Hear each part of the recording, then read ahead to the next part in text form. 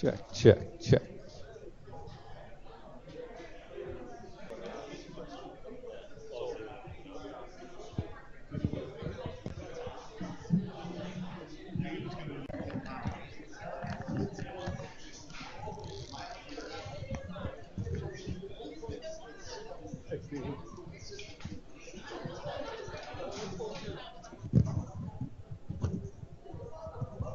Test 1, 2, 3. Can you hear me?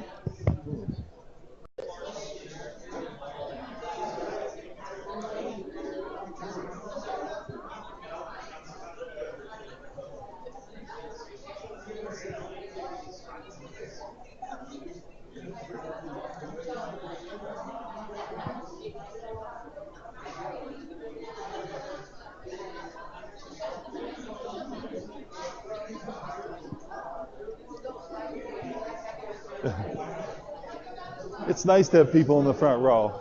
It's just like church, right?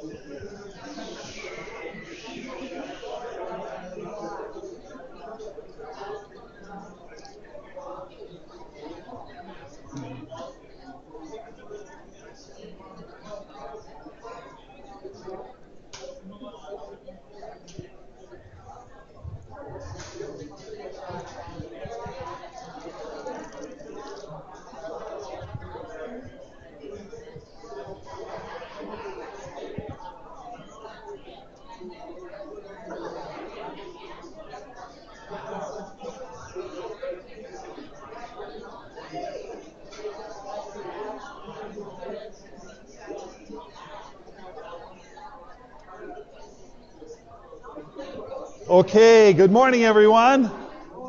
Is this on? Do I need to turn it on?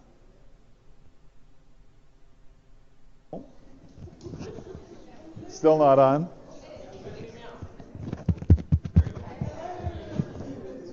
Do I need to get it closer? Closer or further? One of the two. Okay. Let's try this. Whoa. How's that? I could do this all.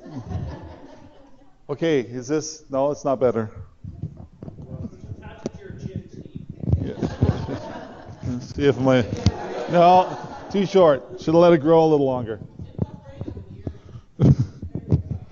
Okay, test. Is that any better? Yeah, you just want to get going. Okay. Wow. Good turnout. It's really great that everyone's here.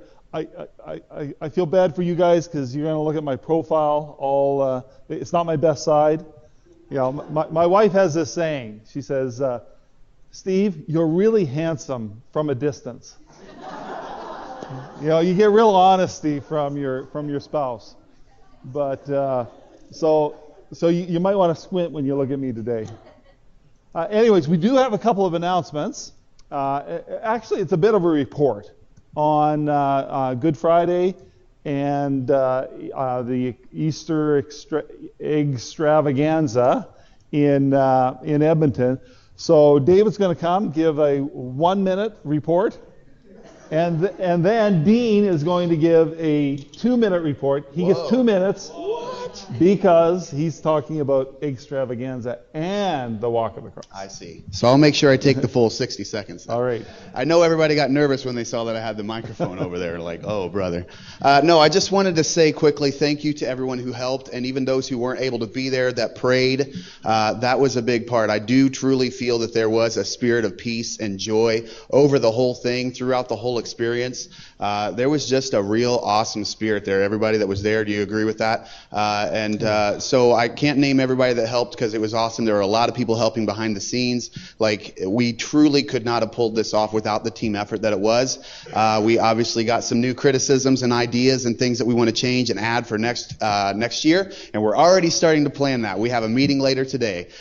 So if you can think of ideas, feel free to go ahead and shoot them our way. But basically, a really quick overview, because I've got about 20 seconds left, is that we started here and we just announced what it was all about. We were trying to help everyone understand the feeling of abandonment that Jesus would have gone through as he went through these stages where the disciples couldn't even sit and pray with him, where Peter betrayed him, where he was before Pilate and the guards and the people were demanding that he be crucified, that they release this career criminal and crucify him in their place.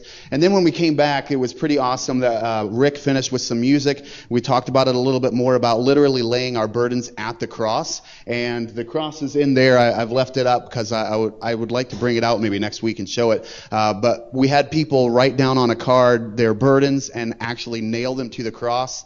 And as Bill pointed out, it was such an awesome sound in the background of people literally nailing something into a cross while we were worshiping God and just enjoying that experience. So thank you so much for praying and just being a part of planning and helping anything you could. And go ahead and start thinking about next year so that you can be a part and we can make this even bigger and better.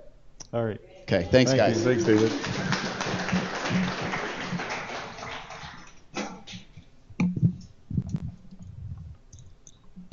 Okay, Dean? Oh. Hey, can you hear me now? No, you can't hear me. Take over as presenter. No, it's fine. Am I there now, Steve? Can I get a wave? Handshake? Can't hear you, Dean. Are you guys there? Try unmuting your mic. We're here. Unmute my mic, Brandon. It is unmuted. Hello? Hello? Does this happen every time? Yeah.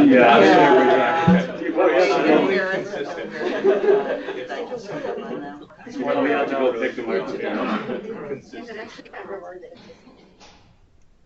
I think you have to pick a microphone, Tracy. Like the. No, but you need their setting. Okay. Doesn't look like that's going to work. Let me give a. That's how you get out of having to do the You update. have to do it. That's what Dean says.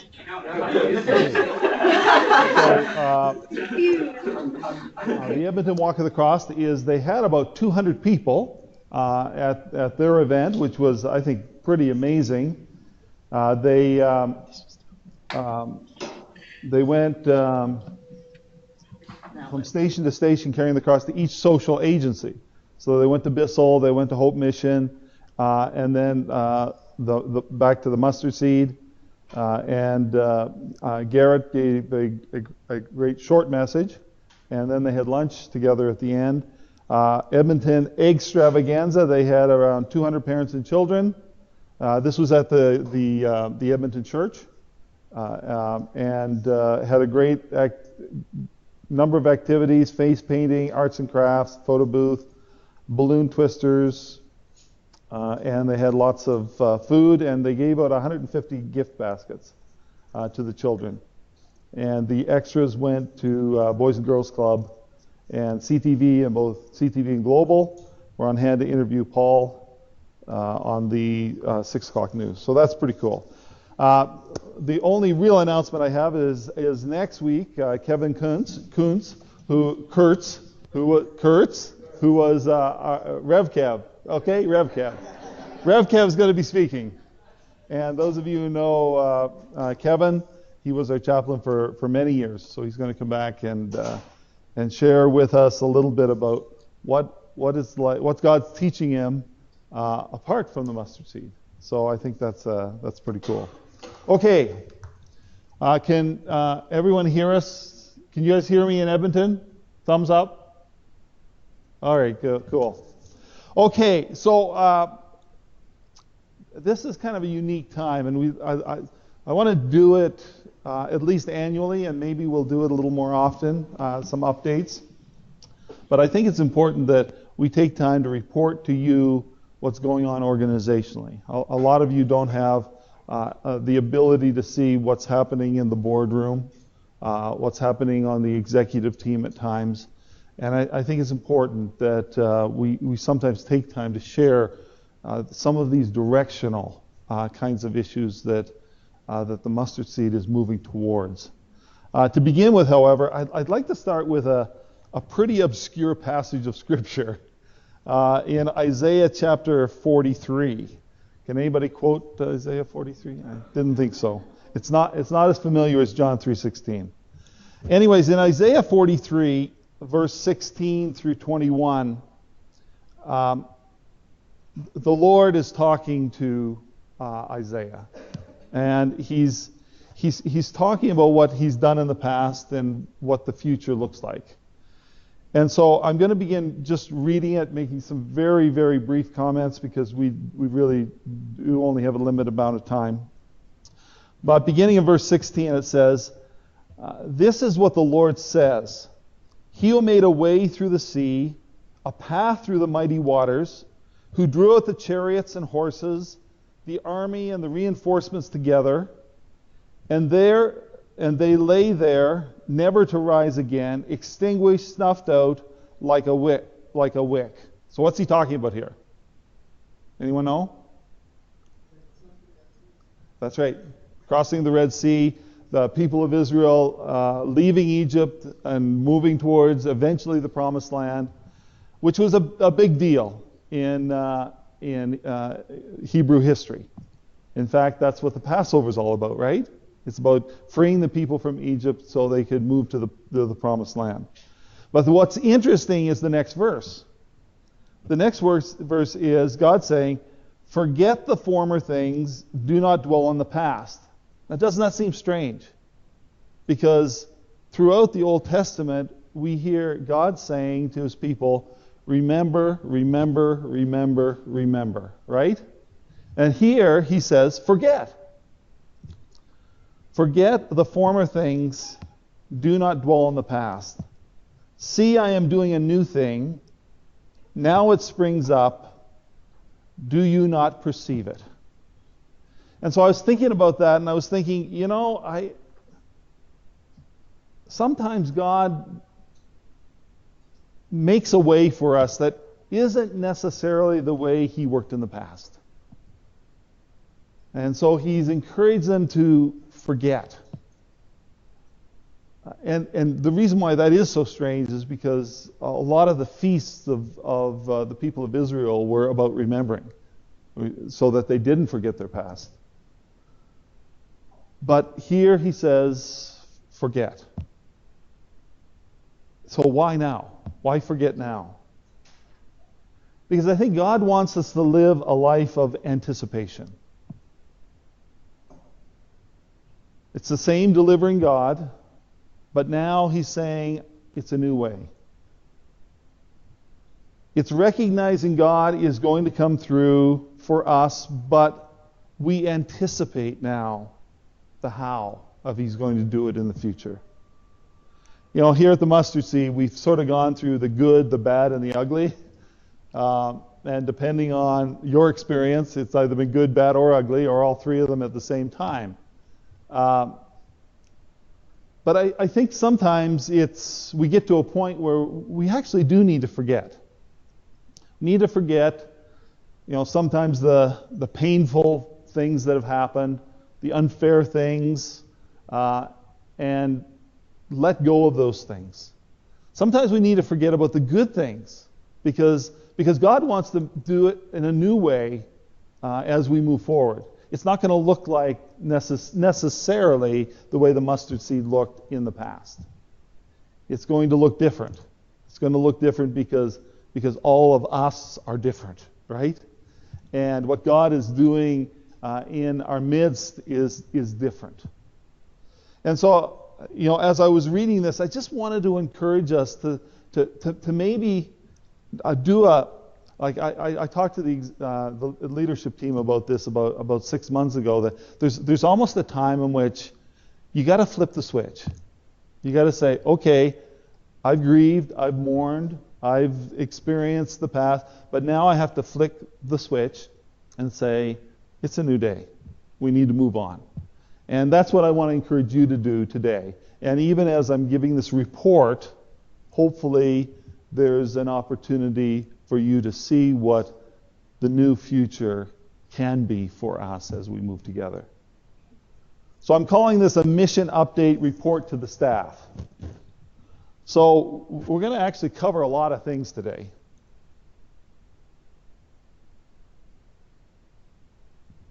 How do you like it so far?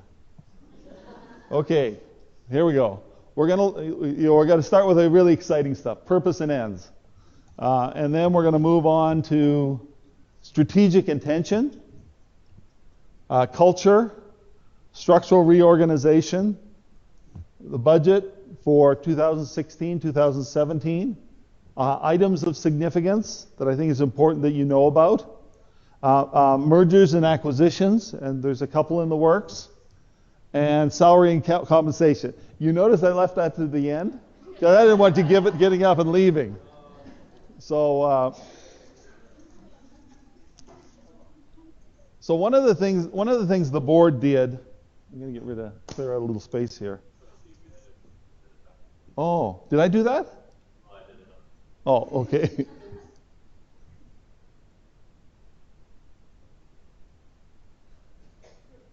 Uh-oh. Right?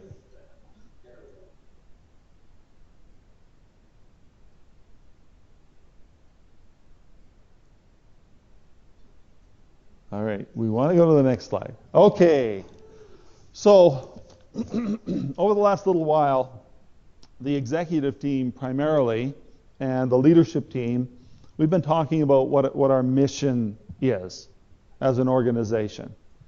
And so we recommended to the board of directors 3 potential changes to our mission statement, because we wanted it to be simpler, we wanted it to be understandable, we wanted it to be succinct. And as you can see, the old mission statement is anything but succinct. So the board of directors in meeting, they actually took a couple of the ideas and put them together. And so this is the new mission statement for the mustard seed: to build hope and well-being for our most vulnerable citizens through Jesus' love. So it's actually something we could all memorize. This is it. This is why we're here. I'm sorry. This is why we're here. A couple of years ago, I heard Andy Stanley speak, and he talked about mission, and he likened it to a romantic relationship. And so he said you need to be married to your mission. So that's the ultimate commitment, right? To be married to your mission in terms of romance. He said you need to fall in love with your vision. He said you need to date your model, and you need to be slightly infatuated with your programs. And so, sometimes we turn those things around, don't we? We think, well, we can never change a program because that's who we are. No, our mission is who we are. Programs will change, and we need to be slightly infatuated with them. But remember that what's really important is our mission. But in order for this mission to be accomplished, we're a policy governance board here at the Mustard Seed, and what that means is that the board of directors manages me and us through a number of ends. So when I meet with the board of directors, they say, okay, there are 2 things that you need to be doing, Steve. The Mustard Seed needs to be doing. This is what we're holding you accountable to. And so we rewrote our ends. And so here's the first ends. We have two ends. So everything we do has to somehow roll up to this. The first end is the effects of poverty. The effects of poverty are diminished. No one in need of assistance for basic food, clothing, or shelter. And no one wanting affordable housing is without. So that's the end game for us. One, the effects of poverty. Now we can translate that practically by saying, okay, well that kind of covers what we do in basic services, or like in the shelter. I hear you guys are thinking about changing your name to the pre-housing department or something. Well, that's great. That's great. But so part of the end there is accomplished through basic services. Another part is accomplished through housing. So that's the effects of poverty. But there's a lot of other things we do. And they fit into this second end, which is wholeness. You know, we exist to help create wholeness. So homeless, poor, marginalized individuals experience wholeness. The homeless, poor, marginalized individuals will experience spiritual, physical, economic, mental health, relational, and emotional wellness. So that kind of describes all we do in support services, right? So these are our two ends. And of course, they're idealized in the sense that we'll never accomplish them. But that's the point of an end. Like we keep moving forward. So 20 years from now, Mustard Seed, hopefully we'll have these same ends.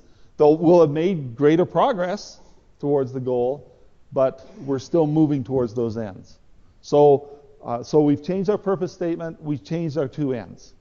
And hopefully, if you work here, you can identify with those ends and you can support those ends, as well as our purpose statement. Okay, so let's talk for a few minutes about strategic intention. Someone was in my office, Catherine was in my office 3 weeks ago or a month ago, and she was saying, well, where are we going, Steve? And I kind of described where we were going, and she said, why don't we talk about those kinds of things? Well, I'm talking about them now, okay? So I want to talk about strategic intention. So what is it that we are going to be doing over the next number of weeks, months, years? And our strategic intent really starts with culture. When I became CEO 13 months ago, I told the board of directors that one of the most important things that we need to spend time on is rebuilding our culture, building a healthy culture. And we take a couple of steps forward and a step back, but hopefully we're moving forward in creating a healthy culture. And I'll be talking more about that in a second. Secondly, a structural reorganization. I'll be sharing with you what the new structure looks like and why it looks the way it looks. Policies and procedures. One of the things we need to do if we're going to be consistent as an organization is we need to have good policies and procedures so that we all know what's expected. And then managerial and leadership development. Hopefully by the last quarter of this fiscal year, which may actually have to wait till January, we'll see how things progress. We want to have a comprehensive managerial and leadership development program. So if you're at the point of you've moved into a lead position, to a director's position, we want to have a training program to help you thrive and succeed at what you're doing. So we'll be working on that. And then, of course, program growth and sustainable impact. And that's certainly related to everything we do to accomplish our mission. So let's, I'm briefly going to,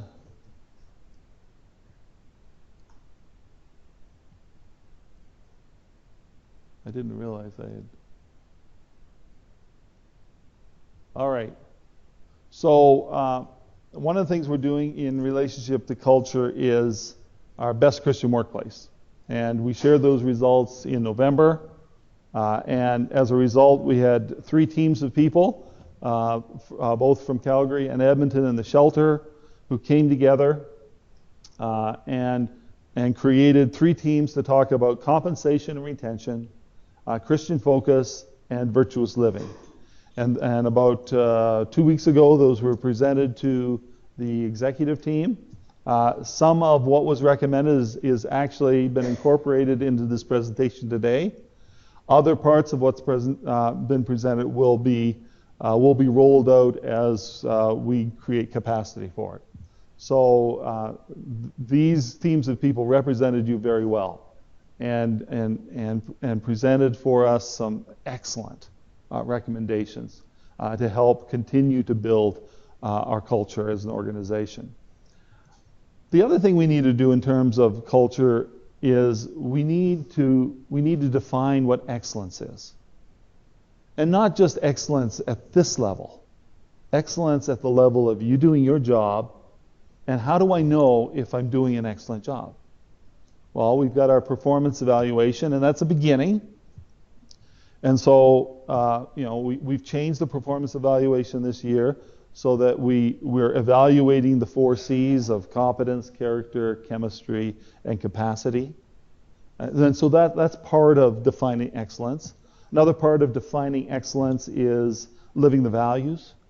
Christ-centeredness, transparent accountability, respect for all, open communication, and holistic innovation. That's all part of defining excellence here at the Mustard Seed. But there's a piece missing. The piece that's missing is your particular job and how that impacts the global plan that we have as an organization.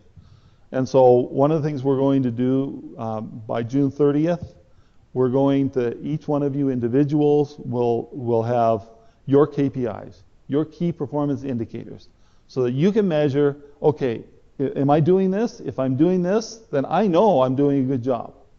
So what we have to do is we have to take the mystery out of defining how people are doing and how we're doing as individuals. Because a lot of times we go from week to week, month to month, and we don't really even know, am I doing a good job? I'm not hearing anything. And so we want to force us to pay attention to those kinds of things. And so one of the things we're going to be doing is helping you figure out how you're doing in fulfilling the mission.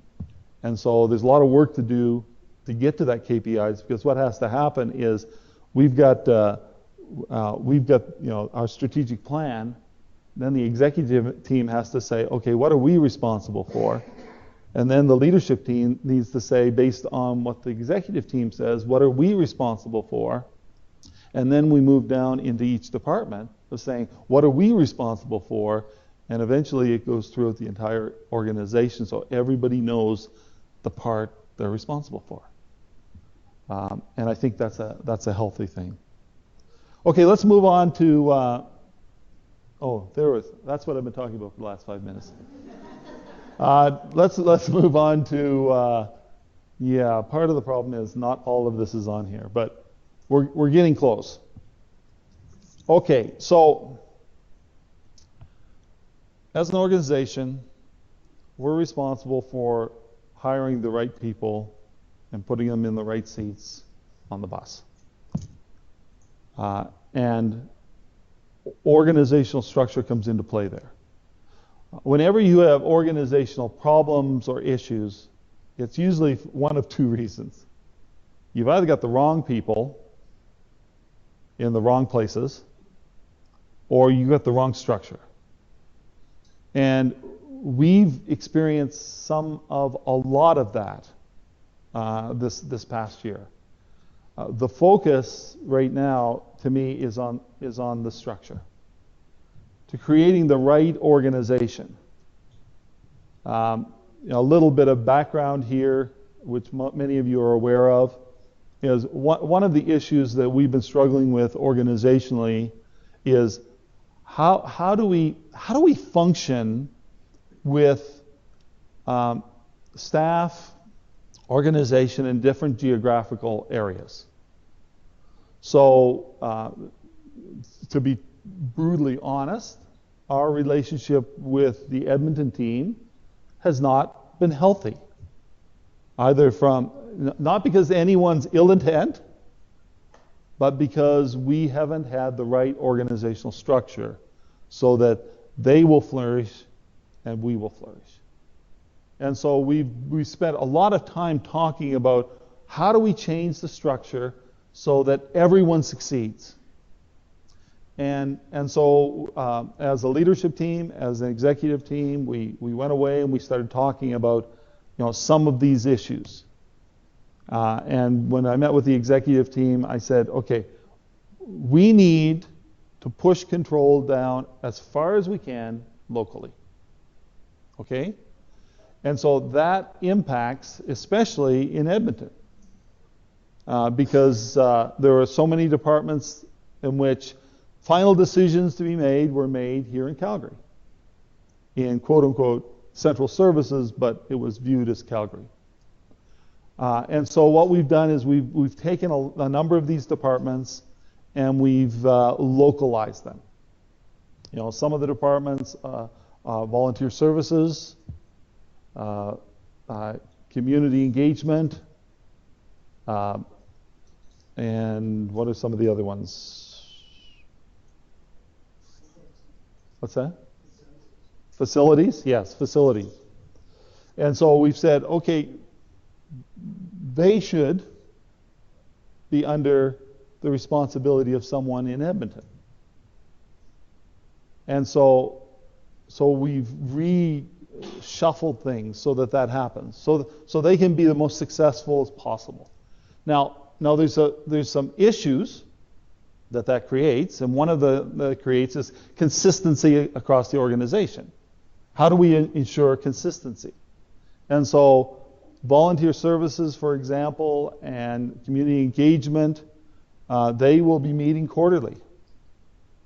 And Drew and Byron will be giving some leadership to those quarterly meetings so that things like best practices are talked about, common policies throughout the organization, consistent philosophy in how we do what we do is reinforced at those times to make sure that we're taking advantage of the gifts and the strengths of each other. So we don't exactly know where those will be, but I'm thinking Red Deer is a good place, halfway between, one-day meetings so that these teams can be consistent. Then as we began talking about that, we said, okay, if that's the way it should work in Edmonton, shouldn't it work that way in any other place we're at? Well, Calgary's one of those other places. And so I said to the executive team, just imagine if we moved central services to Okotoks. Okay? Now some of you should be cheering about that. But somehow when we're together in the same geographic location, things get blurred, right? And so that's why we said, okay, central services needs to be pulled out, and Calgary needs to develop the same kind of structure that we're developing in Edmonton. And as you'll see on the very corner that's half gone, we will be looking for a managing director for Calgary. And they will be responsible for all of those things on the right-hand side. Okay? So that's a change. There's some other smaller changes. Now, smaller is defined by who's impacted. They're big to the people that are impacted. Bill will be moving out of support services. That's one of the changes. And he is going to be director of spiritual advancement and implementation.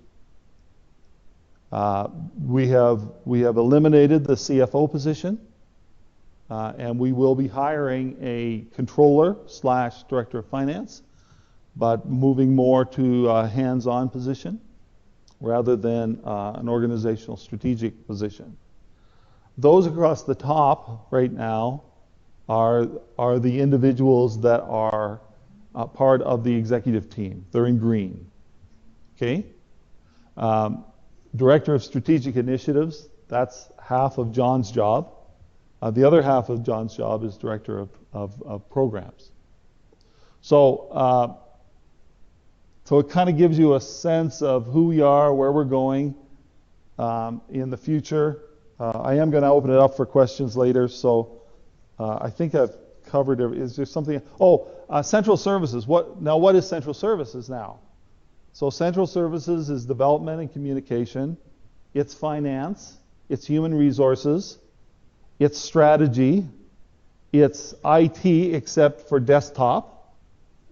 And it's facilities. It's global facilities, and also Calgary facilities, because we do coexist here together. So facilities needs to be together, right?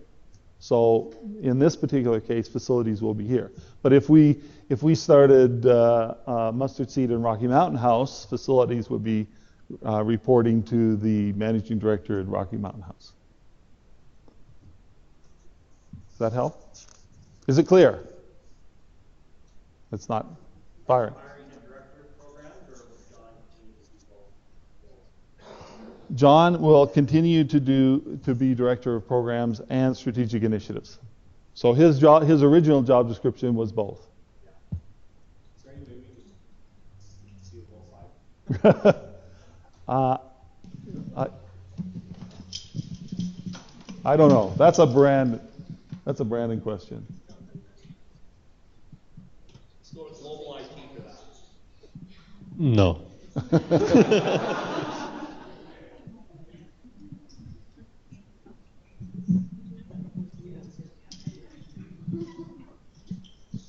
It is basically the whole slide except for the wording cut off there. Steve. Yes. If someone asks a question, you should repeat the question and answer. Okay. Is there any way we can see the whole slide?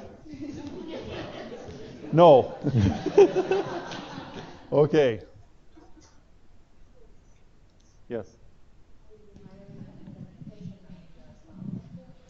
So that implementation manager is part of Bill's job. Strategic initiatives and implementation. So he's. If you have a question, raise your hand and I'll bring the mic to you. Okay. Well, let's hold the questions till later. Okay. Considering I've only got 25 minutes left. All right. Let's move on to budget.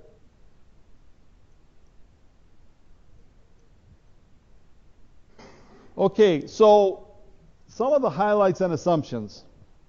One of the things that's happened over the last couple of years is there's been a decrease in government funding. And we'll be looking at a pie chart in a minute, and you can see how significant that funding change has been.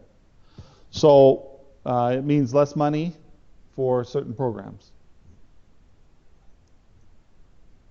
There are a number of government capital opportunities. One of the potential upsides or positives to the economy we find ourselves in is that the provincial government and the federal government is looking to try to infuse the economy with job opportunities. And so one of the things they're committed to is low-income housing. So there's some opportunities ahead for us in terms of capital opportunities for the mustard seed. Another is fully orbed development strategy. And because of one, we need to look at three. When you have less government money, then we've got to raise more money from our donors. And so one area that will be growing this year is our development department. Because in these tough times, we need to work harder to get the same amount and more money. A couple of major changes in terms of our development is that we're changing our software. We're moving away from Razor's Edge and moving to a software program called Salesforce and Financial Force, which will also change our financial software as well. So that's something that will be happening. It won't impact many of you, but it's important to know that it's a major initiative for us this year. We are hiring a number of new major gifts officers. They are the people that go after the big money donors. So that's their responsibility. So we'll be adding there. We are now currently developing a legacy or a planned giving program that hopefully will take advantage of some of the very faithful people that have been committed to the mustard seed for years and years, and we want to give them an opportunity to put us in their will and help them as they leave their legacy. So we're doing some major gift there. The other highlight is for the first time the board has approved a negative budget. So in other words, that means that we expect this year to spend more than we take in. Okay? The reason why we can do that is because we do have a healthy balance in the bank, though as you'll see in the overall scope of things, it's not as great as you might think. But the board feels strongly that, especially in these more difficult times, we need to continue to move ahead. We need to see opportunities in this particular environment and somehow take advantage of those. So they have approved a negative budget. I'll get into how much in a couple of minutes. So here's a picture, and I don't know if you can see that. This is our revenue budget for this year. As you can see, our expectation is that our donations will be down to 12.4 versus our budget for this year of 12.8. We didn't reach that budget. We didn't reach that budget from our traditional giving agencies. So we did get a number of major gifts, which I'll review a little bit of it. But the major point here is we will be taking in less. You can see we're taking in less government money, not by a whole lot, $120,000 this year. Our rental income we expect to increase this year as we fill up the 1010 Center. And so our total revenue goal for this year is $21,575, which is almost the same as our budget from this past year. So not taking any giant leaps forward, but trying to maintain and sustain what we're already doing in a very difficult economy. So this gives you a little better sense of where we get our money from. Okay? So as you can see, the top left is our budget for this year. So 58% will be from donations. 31% from government funding and 11% from rental income. Okay? If you compare it to 2 years ago, you can see that donations represented 52%. Government funding was 41%, so a 10% drop in 2 years in government funding. And then rental income was only 7% at that time. So it at least gives you kind of a picture of, okay, in order to keep this thing running as an organization, this is where the money's got to come from. And so in terms of our total expenses, a projected increase of expenditures of $1.35 million over 2015-2016. So our expenses are going to go up, even though our revenue is going to be static. Increased staff and employee costs constitute the vast majority of this increase. It's about $1.2 million is the increase in staff salaries and compensation this year compared to last year. Some of those are new positions. Some of those are the result of our commitment to getting to the Boland average. And the board has approved negative budget of a total of $809,000. Now the good news is we've got about $5.2 million in the bank. So we're saying, okay, there's an opportunity here for us to spend some of that money that God has blessed us with in the past to keep us going as an organization and having the impact that God has called us to. Now, $5.2 million seems like a lot of money, but our burn rate, we got a $22 million budget, so our burn rate is about $1.7 million a month. That's a lot of money. And if you take out government and rental, because those are somewhat consistent, our burn rate is still about 1.2, 1.3 million a month. So it's important that we keep some cash reserves, because if things go really sideways, we're going to need those cash reserves as we move forward. Okay, items of significance. We have an offer for Mountain Air Lodge closing April the 30th. We'll know for certain by Friday whether or not that will be. Sean. What's Mountain Air Lodge? Thank you. Mountain Air Lodge is a campground with hotels, and used to have a lodge but burned down. It's got a foundation for a lodge. It's got about 36 hotel-esque rooms. We also manage a campground there, which we run for the provincial government, which we make money off of. But Mountain Air Lodge was designed to be a recovery center for those who were experiencing addiction. It didn't work out. It's way out in Sundre. It was very difficult to find staff. And so for the last number of years, there's been no real activity there. And yet, at the same time, it's costing the Mustard Seed about $150,000 a year just to keep it from deteriorating as an entity. And so we see this as a real positive to be able to sell it and close that chapter in the Mustard Seed's history.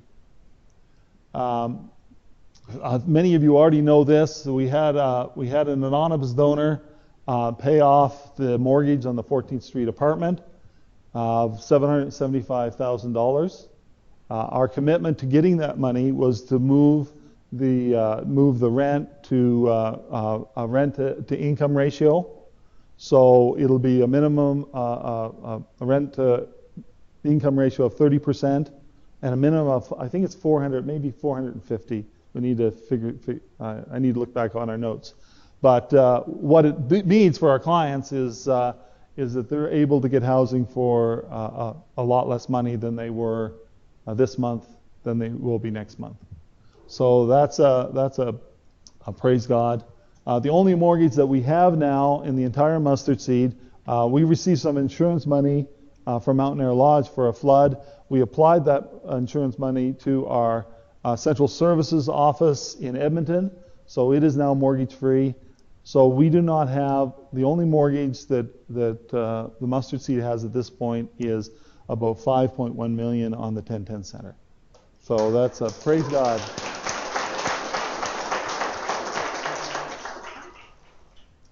We're looking at a number of opportunities. We don't know whether these are going to come to fruition, but one of the ones we're looking at is the potential for a large, low-income, supportive apartment building for families here in Calgary.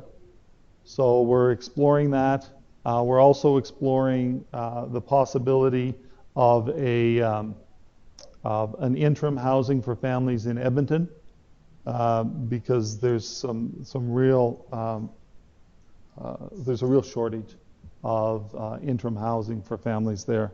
So we're working through talking to governments, seeing if we can get some money for either or both of those projects. We're opening a wellness center. Many of you are aware of that. Over in the 1010 Center, the large retail space is going to be a wellness center. Our goal is sometime early summer to get that established. So some of the services offered here will now be moving into the 1010 Center, and we're going to get to expand them. That's one of the changes on our org chart that I didn't mention, that Boris is now the director of the Wellness Center. So he's got added responsibility. So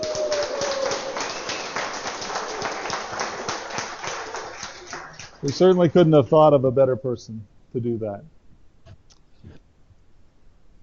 We're also, because we're going to have space here, we're exploring with the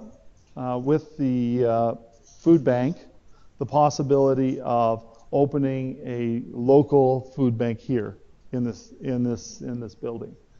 So it would, which I think is pretty cool. It would be limited. Access would be limited to our clients, our residents in 1010, and in from the cold. That would be the extent of it, but we still think it would make a significant difference. Also staff, but hopefully you won't need it. Wait till I get to the salary part. Okay. We're continuing to work towards decentralization. That means we're not tearing this place apart, but we're going to add ministry centers in some of the more vulnerable communities across Calgary. And so our goal is to have one of those up and running by Christmas time. So we don't know at this time. Our original idea was a community house, a community home. We're thinking it may be community home. It may be a storefront to provide services to that community. So we're working through the details of that, and we're going to be doing some needs assessment to discover what really the needs are in these communities like Forest Lawn and Ogden and Bowness as we move forward. Mergers and acquisitions. Those of you in Edmonton already know this, but we are in negotiations with the Neighbor Center in Edmonton to merge the Neighbor Center with Mustard Seed Edmonton. They have a significant ministry in the Strathcona region of Edmonton, and so it's also part of our decentralization plan. So it's worked out well. They approached us; we didn't approach them, but we're excited about the opportunities. The goal is to have this completed by June 15th of this year. So right now we're in the process of just crossing the T's and dotting the I's and looking at integration and how that's going to work. They're bringing with them some really great staff, so we're excited to have them become part of our team. The current CEO of or ED of the Neighbor Center is Chris Knudsen. Some of you remember Chris spoke at Faith Connect about a month ago, so he'll be moving over and providing leadership with Dean in the Edmonton office. We're also in conversation with a Red Deer faith-based social service agency that have asked us if the Mustard Seed would acquire their ministry and run it as Mustard Seed Red Deer. So we're in negotiations with that. I can't at this point. I can't. It's the worst kept secret in the world, but I still can't. I can't announce who it is. But if you talk to anybody on the leadership team, they could likely tell you. So anyway, so that's so we need to make a decision on that by June 30th. We may even have integration by June 30th, though it will be a stretch. So those are a couple of, for us, a couple of exciting things as we move forward. And that's one of these are some of the reasons why it was really important for us to look at the org chart, because we've got to get it right. And if we have a Mustard Seed in Edmonton, we don't want them to experience 8 or 9 years of angst that Edmonton had felt. So that's why we really spent a lot of time looking at structure and saying, really, what's in the best interest of our clients, what's in our best interest of the staff, and ultimately, what's in the best interest of the Mustard Seed. Okay, now I'm getting to the really interesting stuff. Salaries and compensation. Okay, so there will be salary increases. But in order to manage that, we're going to do it in two parts. So half of your increase for 2016 is going to take place April 1. The other half is going to take place in October 1. And it's just one of the ways that we're trying to manage all of our costs as we move forward. So everyone with 1 year's experience or more will be paid at least 50% of the Boland survey. Now some of you are saying, what's the Boland survey? The Boland survey is a survey of 171 not-for-profit organizations in Alberta. Okay, so we get all the financial information, of which 150 of those are charities.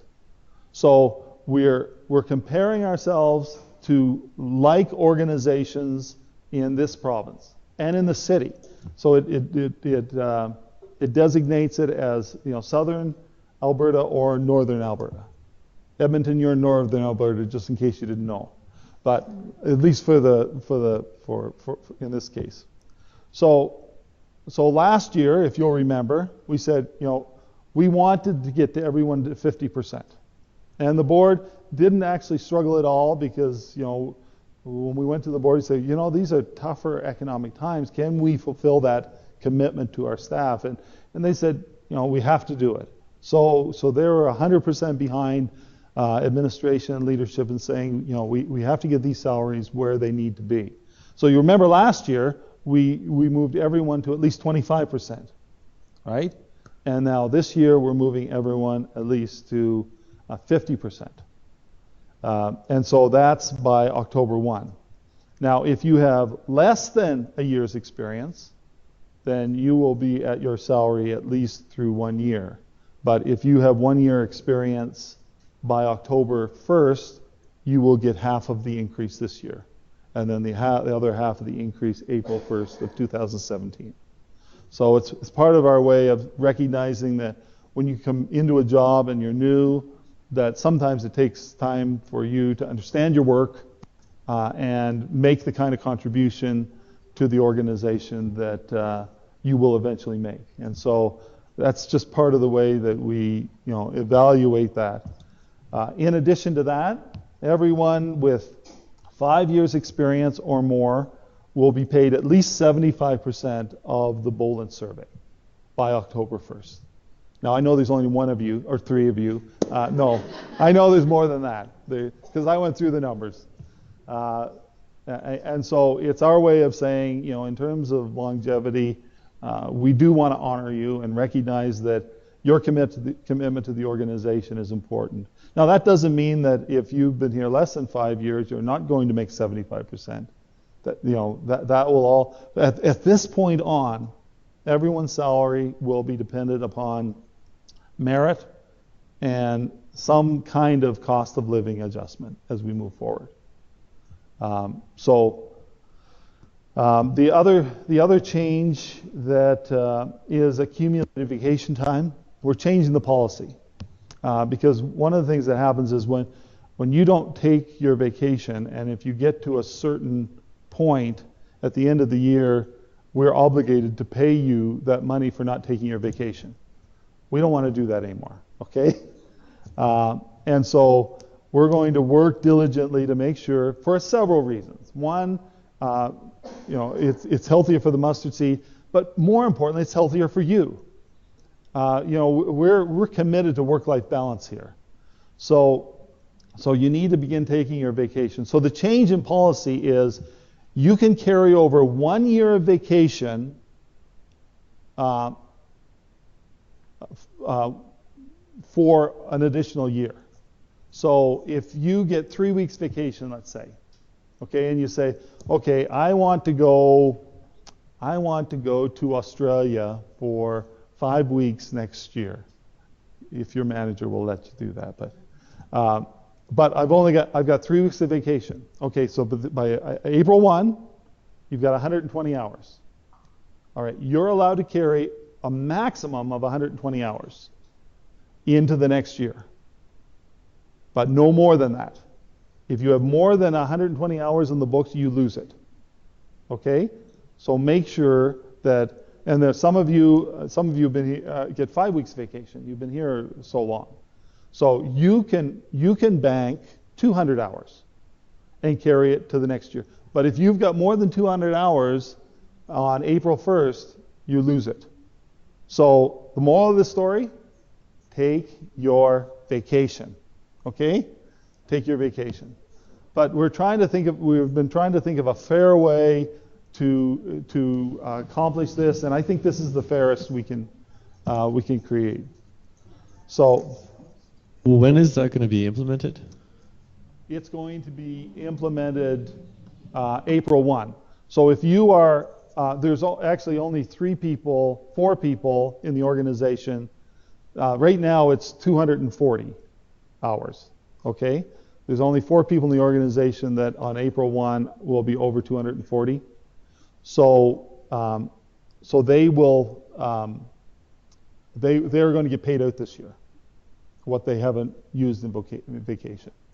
But so that's sort of, and so if you let's say, how many weeks do you get, Brandon? 4, 5? Okay, so you get 4. So you can after this year you can roll over 200 hours. But if you're at, let's say, 230 right now, then this year you're going to have to take 230 hours to get to 200. Okay? As clear as mud? Steve, just one question for clarification for some. You mentioned the percent there, 50 and 75%. That's percentile, correct? And because I think some people may not be familiar with that. So if they can not get my full 100%, maybe you can just... Yeah, okay. I'm going to go to the next slide. So April 1, you're all getting a sheet that's going to look something like this. Okay? So salary information. So here we got Sally Dogood. Her position is God's helper, reports to the big guy. So her current salary is $40,000 a year. Okay? So on April 1, she will get a raise to $41,500.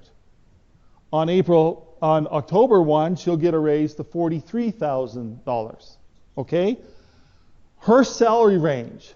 So what the Bolin survey does is it says, okay, it takes it from 10%, if you're making 10% of the average, to 90% of the average. That's your salary band. We have modified it so that our lowest minimum is 25% of the salary band. So that's $38,000 for Sally Dogood's position. So the minimum is 38, so that's 25. The maximum she could make working at the mustard seed in her position, if she got to 90%, is 48,000. So you will know on April 1 what your salary band is. So what's the potential for me in this position, in this job, and it'll tell you the minimum and the maximum. So you know what your band is. So everyone will know what their band is. Will this band change? Of course it changes. As cost of living goes up, as the Bolin survey changes, and these percentages move from 15 to 25 to 90%, then the band will change. But at least it gives you a sense of what the potential is in terms of salary here at the mustard seed. When will we get this? April 1. Is that tomorrow? Friday. We'll get it on Friday. Okay, so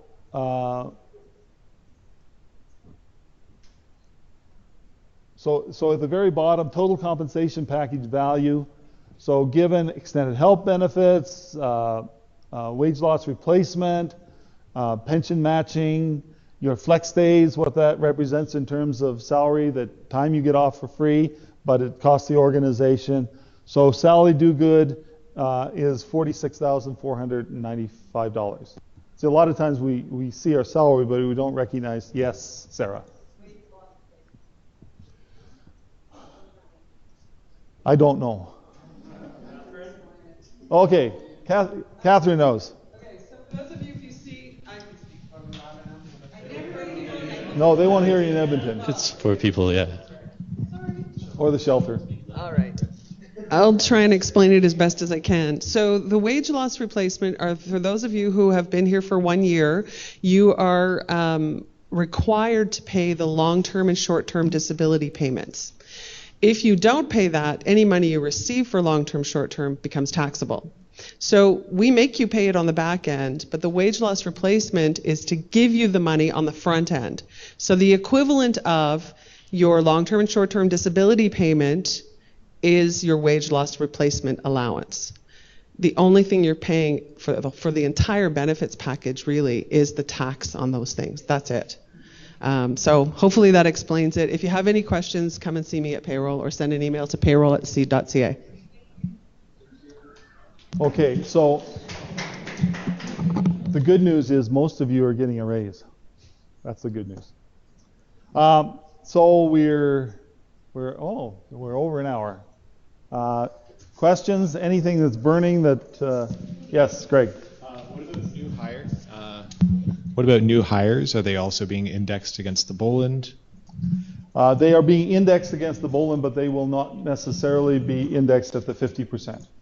But after 1 year's service, they will move to 50%. Is there still a minimum of 25? Yes, there's a minimum of 25. So we won't hire anyone under 25%. And we will not pay anyone in this organization less than the living wage. So that's for full-time people. There may be some part-time people that make a little less than that. Sarah. Hi. You mentioned something about like staff compensation that relates to like performance, if I heard you correctly. As we move forward. So is this something that you guys are going to introduce in more detail before it's implemented, or does this come with this coming fiscal year, April 1? No, it does because we're trying to move everyone to 50%. We don't have funds for merit this year. Oh, by the way, some really cool news about this is when we added up all of the cost of the increased salaries, it comes out to about $900,000. So in order to get everyone at least to 50% and those with 5 years experience to 75%, it's a $900,000 hit. We had a donor last week. He called me and he said, I want to put $100,000 to staff salaries. And so as we talked, he said, well, what difference will that make? And I kind of lowballed the amount that we needed. And then he said, you know what? I think I can do that every quarter. So we're getting $400,000. Wow. So I think that's pretty cool. God provides. First of all, Steve, thanks for your presentation. It was an excellent example of transparent accountability and open communication. So I really appreciate it. My question is, are we going to see the org chart on portal? And I know that's been done in the past, but now that it's being presented, will we see the full org chart with all the names and everything on portal?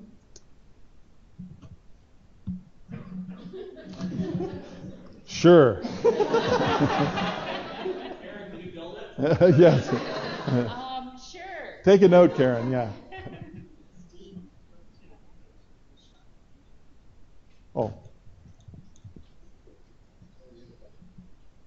No, not yet. So if you're at the shelter or you're at in Edmonton, have Dean or Matt text your question to me.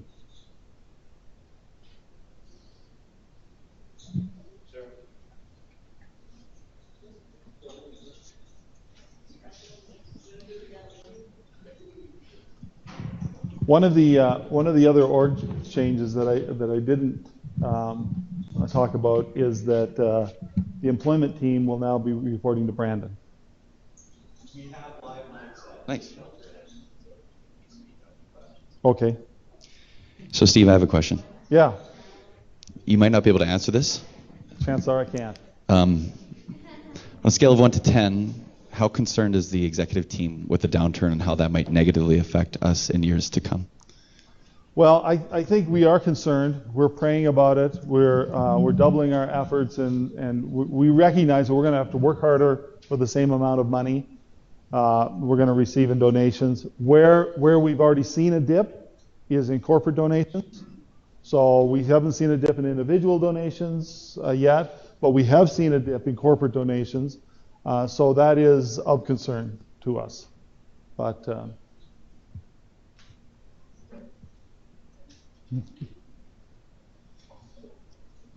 Doug? To pass this down. I think last fall you mentioned that there might be a new HVAC system for the 102. I'm just wondering, did that go through? Yes, it's in process now. Okay. Thank you. We've also tried to set some money aside for the revamp of the elevator, but we're going to have to wait and see how the money comes in the summer. But that's the goal. The goal is, Donald told me that this elevator is the third oldest elevator in Calgary.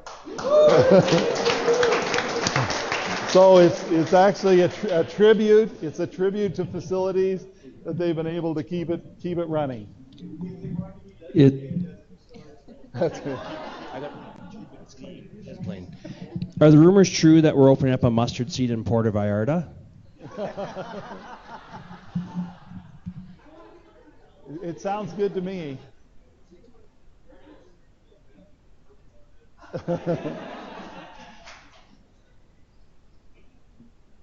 Okay, so hopefully it's answered some of the questions that you've had in the back of your minds, where we're going, what we're doing. We've been very committed to at least trying to get your salaries to where they should be. And I think we've finally accomplished that. It's only taken us a year, so I think that the leadership team, the board, has shown a lot of courage and vision to make that commitment. So, as you look at your salary and you're saying, how come my band is the way it is, talk to HR.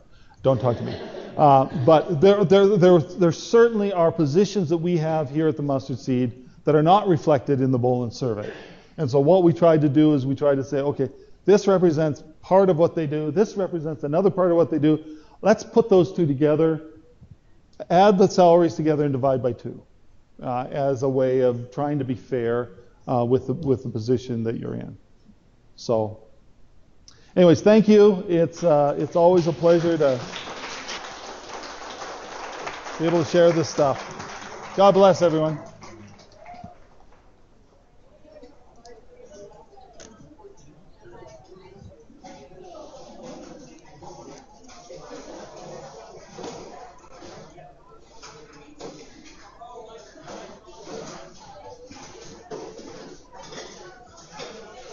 Here's one.